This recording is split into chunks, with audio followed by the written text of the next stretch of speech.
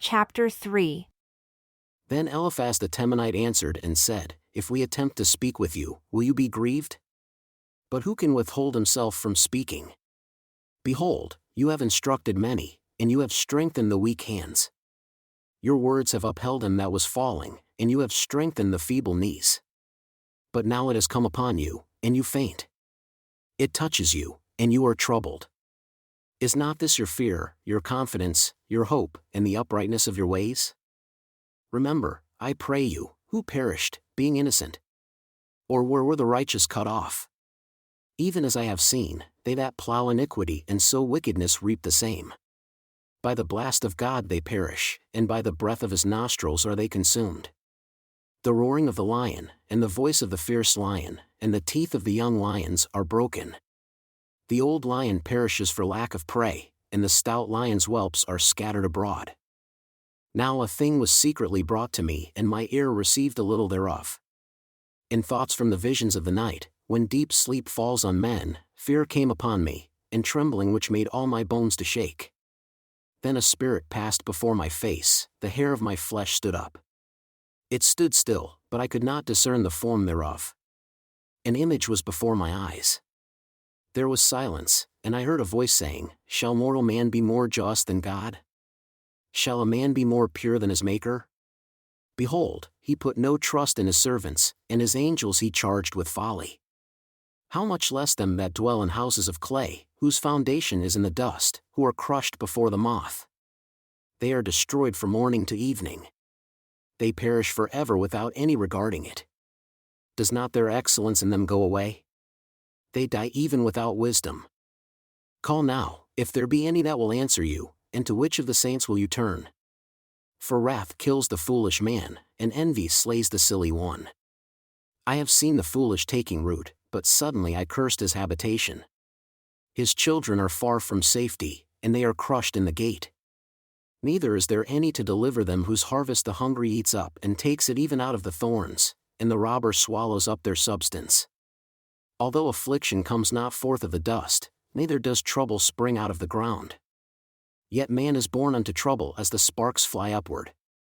I would seek unto God, and unto God would I commit my cause, who does great things, and unsearchable, marvelous things without number, who gives rain upon the earth and sends waters upon the fields, to set up on high those that be low, that those who mourn may be exalted to safety.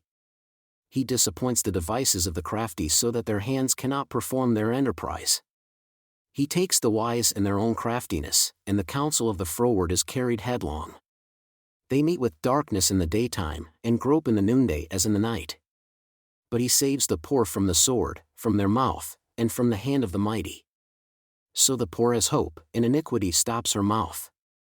Behold, happy is the man whom God corrects, therefore, despise not the chastening of the Almighty. For he makes sore, and binds up, he wounds, and his hands make whole. He shall deliver you in 6 troubles, yea, in 7 there shall no evil touch you. In famine he shall redeem you from death, and in war from the power of the sword. You shall be hidden from the scourge of the tongue, neither shall you be afraid of destruction when it comes. At destruction and famine you shall laugh, neither shall you be afraid of the beasts of the earth, for you shall be in league with the stones of the field, and the beasts of the field shall be at peace with you. And you shall know that your tabernacle shall be in peace, and you shall visit your habitation and shall not sin. You shall know also that your seed shall be great, and your offspring as the grass of the earth. You shall come to your grave in a full age, like a shock of grain comes in his season. Behold this, we have examined it, so it is. Hear it and know it for your good. But Job answered and said, O that my grief were thoroughly weighed, and my calamity laid in the balances together, for now it would be heavier than the sand of the sea. Therefore, my words are swallowed up. For the arrows of the Almighty are within me, the poison whereof drinks up my spirit. The terrors of God do set themselves in array against me. Does the wild ass bray when he has grass? Or lows the ox over his fodder? Can that which is unsavory be eaten without salt? Or is there any taste in the white of an egg? The things that my soul refused to touch are as my sorrowful food. Oh, that I might have my request, and that God would grant me the thing that I long for, even that it would please God to destroy me, that he would let loose his hand and cut me off. Then should I yet have comfort, yea, I would harden myself in sorrow.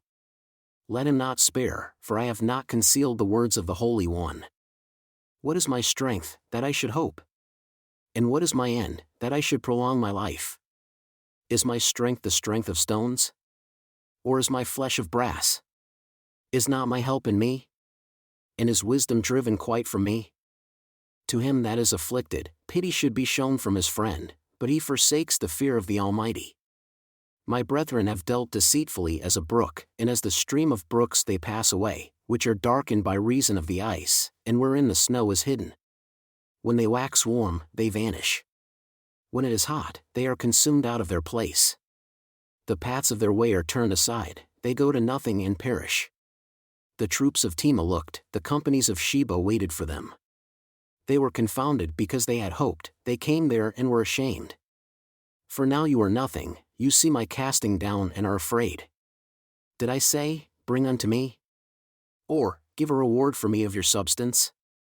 Or, deliver me from the enemy's hand? Or, redeem me from the hand of the mighty?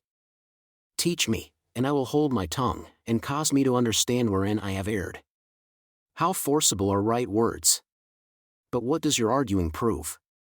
Do you imagine to reprove words, and the speeches of one that is desperate, as wind? Yea, you overwhelm the fatherless, and you dig a pit for your friend. Now therefore be content, look upon me, for it is evident unto you if I lie. Return, I pray you, let it not be iniquity, yea, return again, my righteousness is in me. Is there iniquity in my tongue? Cannot my taste discern perverse things?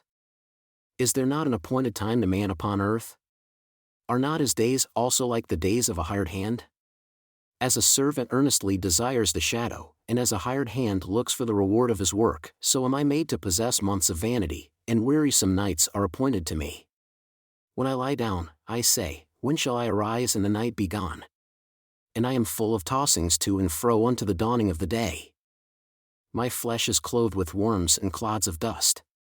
My skin is broken and become loathsome. My days are swifter than a weaver's shuttle and are spent without hope. Oh, remember that my life is wind. My eye shall no more see good. The eye of him that has seen me shall see me no more, your eyes are upon me, and I am not. As the cloud is consumed and vanishes away, so he that goes down to the grave shall come up no more. He shall return no more to his house, neither shall his place know him any more. Therefore, I will not restrain my mouth, I will speak in the anguish of my spirit, I will complain in the bitterness of my soul. Am I a sea, or a whale, that you set a watch over me? When I say, my bed shall comfort me, my couch shall ease my complaint, then you scare me with dreams and terrify me through visions, so that my soul chooses strangling and death rather than my life. I loathe it. I would not live always. Let me alone, for my days are vanity.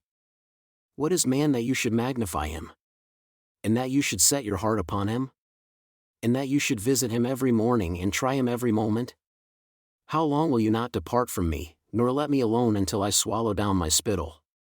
I have sinned. What shall I do unto you, O you preserver of men? Why have you set me as a mark against you so that I am a burden to myself? And why do you not pardon my transgression and take away my iniquity?